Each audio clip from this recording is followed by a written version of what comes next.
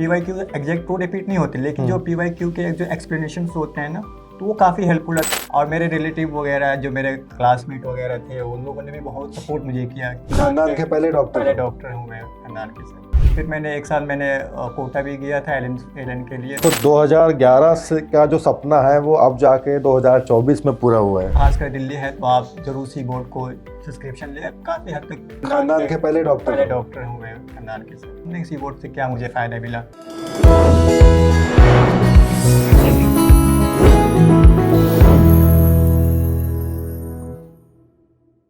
Hello guys, my name is doctor Aman Setia. I am your medicine faculty at LNX। तो आज मेरे साथ हैं मोहम्मद इश्तिकाक आलम।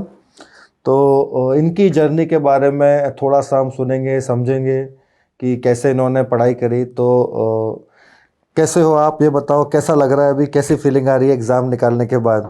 सर एग्ज़ाम निकालने के बाद सर मेरी इतनी खुशी है ना कि मैं आपको बता नहीं सकता। मेरे पास कोई अल्फाज नहीं है कि मैंने जो एग्ज़ाम निकाला, मैं बयान नहीं कर सकते जितनी मुझे खुशी है अभी एग्ज़ाम निकालने के बाद। कितने मार्क्स आए आपके? मेरे सर इस FMG के एग्ज़ाम में मेरे 201 नंबर आए। तो 201 नंबर आए हैं। और ये कौन सा अटेम्प्ट था आपका? मेरा फर्स्ट अटेम्प्ट था सर। फर्स्ट अटेम्प्ट में देखो, जैसे मैं हर बार बोलता हूँ, first attempt is golden attempt. तो इसमें आप फ्रेश होते हो। तो 201 नंबर। कैसे आपने तैयारी करी थी? एक बार अपनी जर्नी के बारे में बताओ, कहाँ से MBBS किया था? मैं ग्रेजुएट हुआ था ओसे स्टेट यूनिवर्सिटी किर्गिस्तान से सर। इसी साल मेरी ग्रेजुएशन कंप्लीट हुई है और 5 जून को मुझे सर्टिफिकेट वहाँ से ग्रेजुएशन सर्टिफिकेट मिल गए थे। और मैं 7 जुलाई को मैं दिल्ली आया था सर। ओके, तो दिल्ली से पढ़ाई करी थी फिर? मैं दिल्ली से ही पढ़ा था सर। तो कोई कोचिंग लगाई थी दिल्ली में आपने? नहीं सर, मैं कोचिंग तो नहीं लगाया था, मैंने ऑनलाइन प्लेटफॉर्म से ही पढ़ा था। तो वहीं से तैयारी चालू करी थी? कब से तैयारी आपने स्टार्ट करी थी अपनी, means first year, second year, third year? मैंने थर्ड ईयर से एक्चुअली मैंने ऑनलाइन प्लेटफॉर्म पर मैंने सब्सक्रिप्शन ले रखा था और मैं थर्ड ईयर से ही पढ़ना स्टार्ट किया था। और मेरे सिलेबस फोर्थ ईयर कंप्लीट होते होते मैंने सारे 19 सब्जेक्ट कंप्लीट कर लिए थे। और जब मैं फिफ्थ ईयर में गया तो 2 टाइम्स मेरे रिवीजन, क्योंकि साल में 2 मरतबा मैंने रिवीजन करता था। साथ में मैं क्वेश्चन बैंक वगैरह भी बहुत सारे सॉल्व किए मैंने। जब मैं टॉपिक पढ़ता था उसके साथ साथ जो क्वेश्चन बैंक होते थे मैं वो लगाता था। एक बच्चे यही गलती करते हैं कि थ्योरी पढ़ते हैं और क्वेश्चन सॉल्व नहीं करते। तो इसलिए PYQ का काफ़ी बड़ा इंपॉर्टेंस है कि प्रीवियस ईयर क्वेश्चन तो आपको 5 साल के सॉल्व करने ही करने चाहिए। अब मुझे ये बताइए कि एलन ने आपको किस तरीके से हेल्प किया, एक बार बताइए व्यूअर्स को कि आपने क्या CBOT लिया था हमारा? सर यस सर, मैंने CBOT ही लिया था। जब मैं दिल्ली में आया तो उस वक्त मैंने एक आपका एलन जो है ना ऐप था, वो मैं डाउनलोड किया था। तो एलन ऐप की तरफ से ही कॉल आया था मुझे कि सर आपने ऐप डाउनलोड किया है कि आप सर CBOT ये कर लें। तो मैंने CBOT परचेज सब्सक्रिप्शन करके मैंने CBOT को जाकर मैंने एग्ज़ाम दिया था। 3 मैंने एग्ज़ाम दिया जाकर सेंटर पे, क्योंकि वहाँ पे एडमिट कार्ड मिलते थे। मुझे सेंटर पे जाना था, सुबह सुबह उठना भी था। और सेंटर पे जाकर जो माहौल होते हैं एग्ज़ाम हॉल की तरह लग रहे थे। तो मैंने CBOT के एग्ज़ाम मैंने 3 दिए। तो और CBOT का जो मेन पर्पस है कि जो आपको एग्ज़ाम से पहले जो एंजाइटी हो रही है वो एंजाइटी से फ्री कर देना।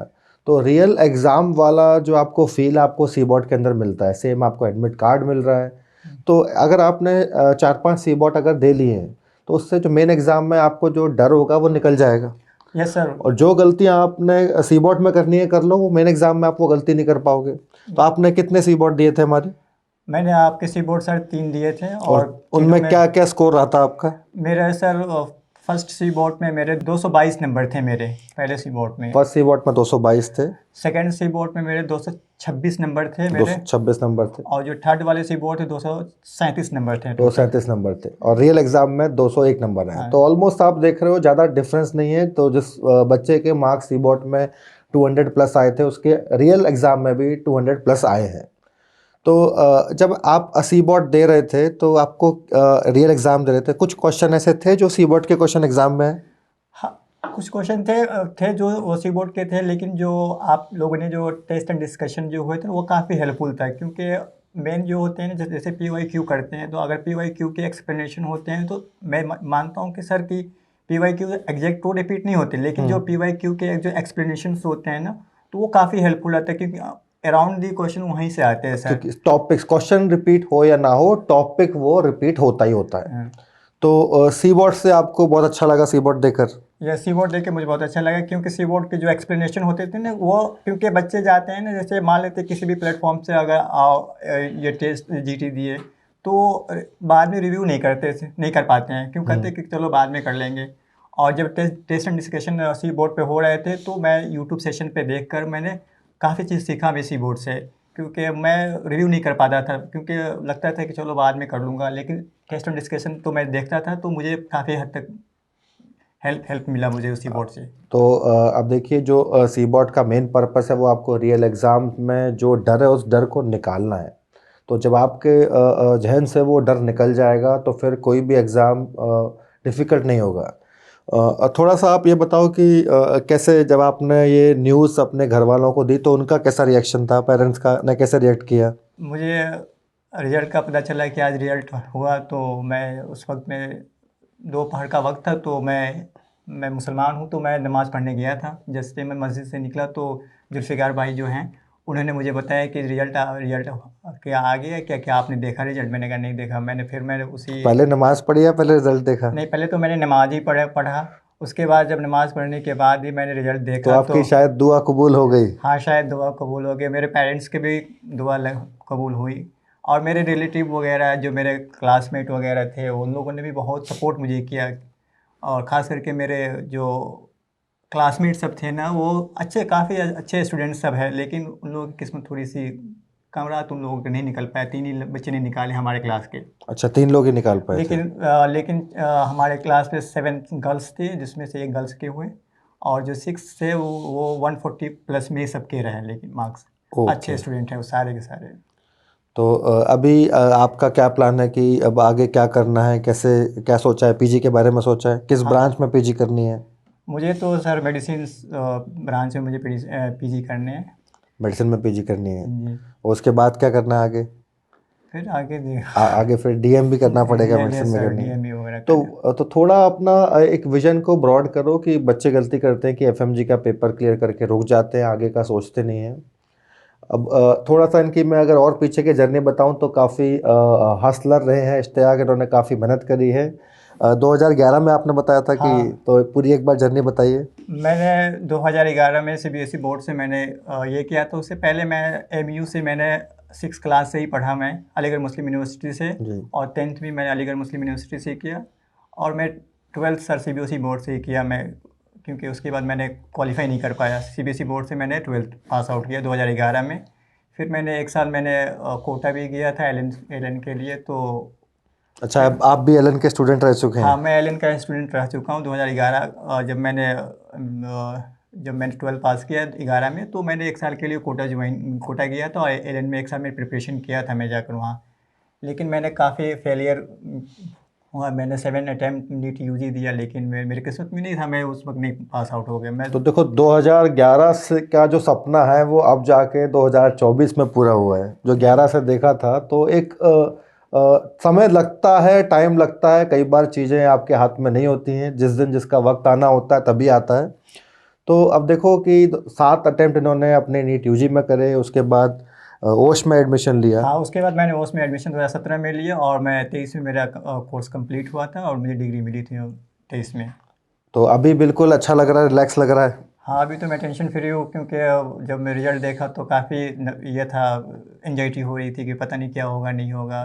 खासकर रिकॉल सेशन चल रहे थे ना, तो उसमें भी बहुत एंजाइटी हो रही थी। तो कहीं ना कहीं, लेकिन जो मैंने फील किया, जब आप एग्जाम देते हो तो आपको एक खुद को अपना रिजल्ट पता होता है, तो तुम्हें आइडिया था मैं मेरे मार्क्स इतने ही आएंगे रियल एग्जाम में, हाँ, या मुझे कुछ इतना कम रह गए या ज़्यादा आ गए? नहीं सर, मुझे आइडिया था कि मैं 200 प्लस करूँगा। और मेरे क्लासमेट भी यही बोलते थे कि यार तू टेंशन मत ले, तुमको 200 प्लस में ही मार्क्स आएंगे। जब तुम्हें जीटी में इतने सारे जीटी दिए हो, तो हमेशा 200 प्लस में ही थे मार्क्स। तो मुझे आइडिया था कितने मार्क्स आएंगे मेरे। तो इश्तियाक से जो सीख मिलती है कि एक तो अपनी प्रिपरेशन को जल्दी स्टार्ट करो, जैसे इन्होंने अपना सेकंड थर्ड ईयर से ही प्रिपरेशन स्टार्ट कर दिया था एक ऑनलाइन ऐप लेकर, तो वो बहुत ज़रूरी है। उसके बाद जब आप जैसे दिल्ली आते हो तो काफ़ी प्रेशर होता है, तो उस टाइम पे आप उसको रिवाइज कर सकते हो। तो आपने जो अपनी प्रिपरेशन करी थी वो गौतम नगर में करी थी? नहीं, मैंने गौतम नगर में प्रिपरेशन नहीं अच्छा, करी। गौतम नगर में नहीं करी थी। जामिया मिलिया इस्लामिया है ना, वहाँ पर मैं रह कर ही प्रिपरेशन किया था। मेरा वहाँ पर घर है, तो मैं वहीं से प्रिपरेशन किया था। तो आप आपके जूनियर्स हैं, जो साथ के दोस्त लोग हैं, जो कुछ मार्क्स से नहीं पास कर पाए एग्ज़ाम, उनको क्या सजेशन देना चाहोगे? किस सब्जेक्ट पे फोकस करना है और कौन से ऐसे टॉपिक्स हैं क्या क्योंकि सबसे अच्छा जो आपका गाइड होता है वो वही हो सकता है जिसने अभी एग्ज़ाम निकाला, वो भी इतने अच्छे नंबर से। सर, मैं अपने जूनियर्स को या मेरे जो क्लासमेट जो बच्चे नहीं निकाल पाए हैं ना, तो मैं उसको यही बोलूँगा कि आप लोग जो PYQ हैं उसका एक्सप्लेनेशन पढ़ें, अच्छे से पढ़ें, और उसको है ना अपने नोट्स में ऐड करें। अगर कोई पॉइंट लगते हैं कि नोट्स में नहीं है तो उसको ऐड कर ले, और जब वो रिवीजन होगा ना तो वो खुद ब खुद आपको नज़र से गुजरेंगे ना, तो आपको लगेगा कि हाँ, ये चीज़ मुझे आता है। तो मैंने भी जब मैं अपने प्रिपरेशन स्टार्ट किया था ना, तो मैं 2018 से लेकर 2023 तक के जितने भी PYQ हैं, चाहे नीट के हैं या FMG के हैं, चाहे NICT के हैं, मैंने सारे मेंशन कर रखा था कि ये टॉपिक जब PYT थे तो किस ईयर में पूछे गए थे। मैंने उसको लिखा था, वर्ड बाय वर्ड लिख लिया था, कौन से जैन में हुआ पेपर, दिसंबर में हुआ पेपर, ये सारी चीज़ मैंने मेंशन कर रखा था। और जब मैं PYQ के भी एक्सप्लेनेशन जब होते थे तो मैं उसको भी साइड बाय साइड, अगर उसमें नहीं लिखे होते तो मैं साइड बाय साइड लिख के रखता था। कौन से सब्जेक्ट तुम्हारे ऐसे थे कि जो स्ट्रांग थे, जिसकी वजह से 200 के प्लस का स्कोर आया है? मुझे मेरे सब्जेक्ट सब काफ़ी स्ट्रॉन्ग थे, मेडिसिन थे, और यानी कि क्लिनिकल सब्जेक्ट स्ट्रॉन्ग थे। ठीक ठीक। यार अब मैं अगर हकीकत पूछूं तो मैं मेडिसिन की वजह से ही पास हुआ। तो मेनली अब देखो, मेडिसिन से करीब 40 से 50 क्वेश्चन पेपर में आते हैं, और जो एक काफ़ी बड़ा नंबर होता है कि कुछ बच्चे ये गलती करते हैं कि पेपर में मेडिसिन सर्जरी छोड़ देते हैं, कि ये सबसे बड़ी गलती होती है मेरे हिसाब से, कि क्योंकि दोनों सब्जेक्ट से आप देखोगे कम से कम 90 नंबर 100 नंबर का पेपर आ रहा है, तो उन दोनों को तो आप छोड़ के जा नहीं सकते हो। और मेरा ये मानना है कोई भी सब्जेक्ट को आपको छोड़ के नहीं जाना है। अगर आप सोच रहे हो कि एक सब्जेक्ट छोड़ना है तो उसके कम से कम PYQ देख लो, उसके नोट्स को एक बार पलट लो, उसमें ज़्यादा टाइम नहीं लगता। Yes sir. और आप ये बताइए कि जब इंटर्नशिप करनी है अभी, हाँ, इंटर्नशिप तो करनी है। तो इंटर्नशिप के साथ साथ मैं चाहूँगा जो आपने अपने सेकेंड ईयर थर्ड ईयर में किया था सेम अभी करना है, कि इंटर्नशिप के साथ साथ आपको पढ़ना है। तो जब पेपर दिया था उसके बाद से कॉपी छुई कि नहीं छुई की पूरी? अभी तो मैंने पेपर देने के बाद, अभी हकीकत पूछूं तो मैंने अभी एक दिन में भी नहीं एक दिन भी कॉपी नहीं करी? तो क्या किया इस बीच के में, क्या किया आपने? इस बीच में मैंने काफ़ी दोस्तों से मिला उला और घूमा फिरा भी। और जब रिज़ल्ट आया तो मैं 2-3 दिन से, जो मुझे पहले नींद नहीं आ रहे थे कि पता नहीं किस तरह के अभी रिजल्ट अभी होंगे, नींद अच्छे से आ रही है? अब तो आ रही है क्योंकि काफ़ी प्रेशर रिलीज हो गया ना सर।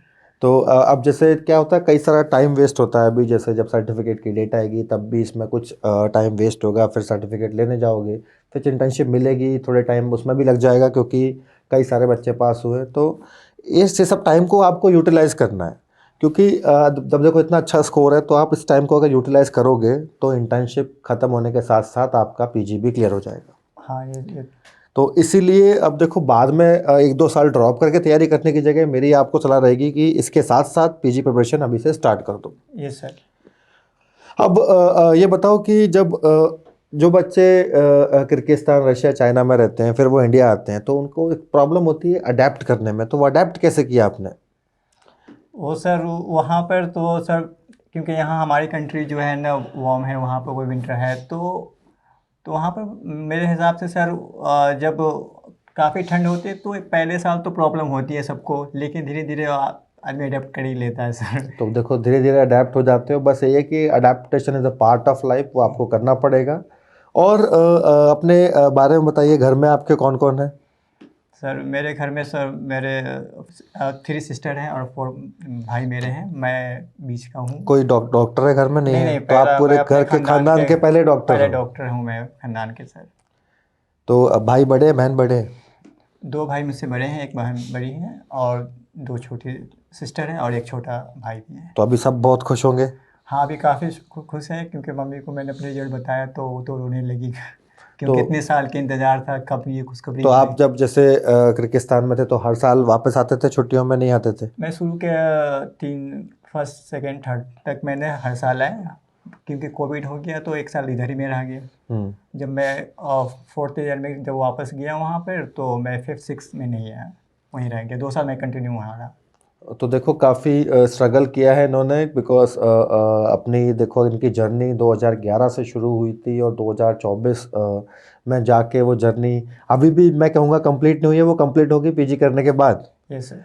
तो एक एंडलेस जर्नी चले जा रही है। तो अब ऐसे में कुछ बच्चे निराश हो जाते हैं, हताश हो जाते हैं कि एक अटेम्प्ट में नहीं हुआ, फिर उम्मीद छोड़ देते हैं। तो देखो ऐसा कुछ नहीं होता है, कभी ना कभी सबका पेपर तो निकलेगा, आज नहीं तो कल निकलेगा। बस अपने आप पेस को कंटिन्यू रखो, जैसे पढ़ रहे हो वैसा पढ़ते रहो, एक दिन सबका निकलेगा पेपर। अब पॉइंट पेपर निकालना नहीं है, पॉइंट है कि आप आगे जाके आपको मरीज ठीक करने हैं। जब मरीज आपसे ठीक होगा तो आपको दुआ देगा और वो दुआ आपके काम आएगी। तो ये है हमारे साथ आज। इनके चेहरे पर देखो जो खुशी दिख रही है, कुछ दिन पहले तक उदासी थी, मायूसी थी, आज वो प्रेशर नहीं है, अब नींद अच्छे से आ रही है। तो एग्ज़ाम को एकदम डर नहीं बनाना, बिल्कुल इसको आपको सोचना है कि नॉर्मल एक सी बॉट का जो पैटर्न है वो इसलिए दिया गया है कि आपके दिमाग से वो डर निकल जाए। हाँ सर, मैं तो यही बोलूँगा, अगर कोई बच्चे आ रहे हैं दिल्ली, अगर हैं खासकर दिल्ली है, तो आप ज़रूर सी बोर्ड को सब्सक्रिप्शन लें। काफ़ी हद तक हेल्पफुल है, क्योंकि जब मैं लिया था तो मैं जानता हूँ ना सी बोर्ड से क्या मुझे फ़ायदा मिला। तो आप लोग भी आए सी बोर्ड ज़रूर सब्सक्रिप्शन करें सर। तो देखो सी बोर्ड के कुछ बेनिफिट हैं कि आपको पूरा प्रेशर आपका निकाल दे रहे हैं, रियल एग्ज़ाम का पूरा आपको फियर पूरा ख़त्म हो जा रहा है। तो इसीलिए थोड़ा सा मॉक टेस्ट सी बोर्ड आपको देने चाहिए, जिससे आपको आइडिया लगे कि आप कहाँ स्टैंड कर रहे हो। कुछ बच्चे नर्वस हो जाते हैं कि आपके भी कुछ दोस्त होंगे कि जब मुझे भी मैसेज करते हैं कि सर पेपर थोड़ा डिफ़िकल्ट था सी बोर्ड का, या फिर क्वेश्चन सॉल्व नहीं हुए तो नंबर कम आ गए। तो उससे डरना नहीं है। अगर देखो रियल एग्ज़ाम का पेपर थोड़ा इजी होता है, लेकिन उसमें प्रेशर ज़्यादा होता है। सी बोर्ड का पेपर हो सकता है आपको थोड़ा सा डिफ़िकल्ट लगे, लेकिन वो आपके प्रेशर को धीरे धीरे करके आपको डिसेंसिटाइज कर देगा। तो इसीलिए आपको सी बॉट देने चाहिए, जिससे आपका एग्ज़ाम का स्कोर अच्छा हो। और मेरे हिसाब से हमारे जितने भी स्टूडेंट थे जिन्होंने भी सी बॉट लिया था, जो मैक्सिमम कंट्री में 200 प्लस लेकर आए हैं, वो सी बॉट के सब्सक्राइबर थे। तो इश्तियाक, मैं आपको बहुत बहुत कॉन्ग्रेचुलेट करना चाहूँगा कि आपने एक बहुत अच्छा अचीवमेंट किया है। ये तुम्हारे फैमिली के लिए, तुम्हारे खुद के लिए एक बहुत गर्व की बात है। तो इस गर्व को बस बरकरार रखो और सेम पेस के साथ, सेम फोकस के साथ मैं चाहूँगा कि आगे जाके मुझे भी मेडिसिन में कोई रिप्लेस करे तो मेडिसिन की ब्रांच लो और मेडिसिन पढ़ाओ, मेडिसिन से मरीजों को ठीक करो। सो ये आपका लक्ष्य होना चाहिए। Yes sir. So with this we'll conclude our interview with our Dr. Ishtiaq Alam. Thank you so much. Bye bye.